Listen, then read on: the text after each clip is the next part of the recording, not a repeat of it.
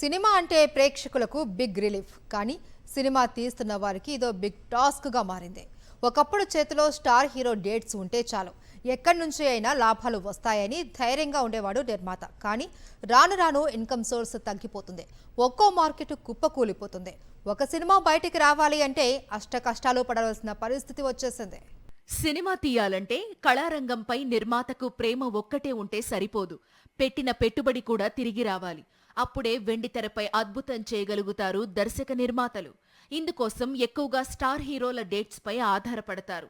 పెద్ద హీరోల చిత్రాలైతే overseas market, north market, satellite rights, audio rights, OTT rights ఇలా కోట్లల్లో వ్యాపారం జరుగుతుంది. సినిమా రిలీజ్ కు ముందే నిర్మాతకు కొంత వ్యాపారం జరిగితే థియేటర్కు తీసుకొచ్చే ఊపు వస్తుంది. ఆ తరువాత మిగతా సంగతి ఆ స్టార్ హీరో ఫ్యాన్స్, ప్రేక్షకులు చూసుకుంటారు.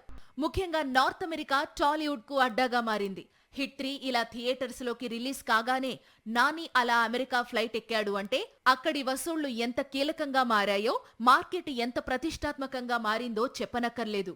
ఇటీవల విడుదలైన చావా అయితే 2 వారాల్లోనే $5 మిలియన్ కలెక్షన్లు రాబట్టింది. 2023 ఏడాదికి సంబంధించి భారతీయ చిత్రాలు అమెరికా బాక్సాఫీస్ దగ్గర $20 మిలియన్ పైగా కలెక్షన్స్ రాబట్టాయి. అంటే దాదాపు 170 కోట్లు.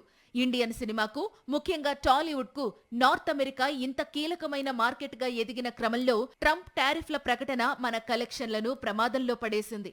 100% సుంకాలు అమలైతే భారతీయ చలనచిత్ర పరిశ్రమ మనుగడే ప్రశ్నార్థకమవుతుంది అంటూ నిర్మాతలు ఆందోళన వ్యక్తం చేస్తున్నారు. కోలీవుడ్ కు ముందు వరకు హాలీవుడ్ నుంచి టాలీవుడ్ వరకు అన్ని సినిమా ఇండస్ట్రీస్ కూడా భారీ వసూళ్లతో, తిరుగులేని వ్యాపారంతో కళకళలాడాయి. కానీ కోవిడ్, ఆ తరువాత ఓటీటీ ఎంట్రీ, కుప్పకూలిన శాటిలైట్ మార్కెట్తో నిర్మాతలకు కష్టాలు ప్రారంభమయ్యాయి. ఇదే సమయంలో ఓటీటీ రూపంలో కొద్ది రోజులు భారీ వ్యాపారం జరిగినా అది కూడా ఇప్పుడు పూర్తిగా డల్ అయ్యింది. ఇక తెలుగు చిత్రాలకు ఒకప్పుడు హిందీ మార్కెట్ బలంగా ఉండేది, అది కూడా కుప్పకూలింది.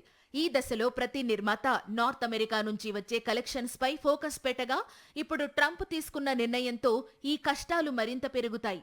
ఇక హీరోలు రెమ్యునరేషన్లు తగ్గించుకోవాల్సి ఉంటుందని, సినిమాల బడ్జెట్లు భారీగా తగ్గాల్సిన సమయం వచ్చేసిందని నార్త్ సైడ్ ఫిల్మ్ డిస్ట్రిబ్యూటర్స్ చెప్పుకొస్తున్నారు.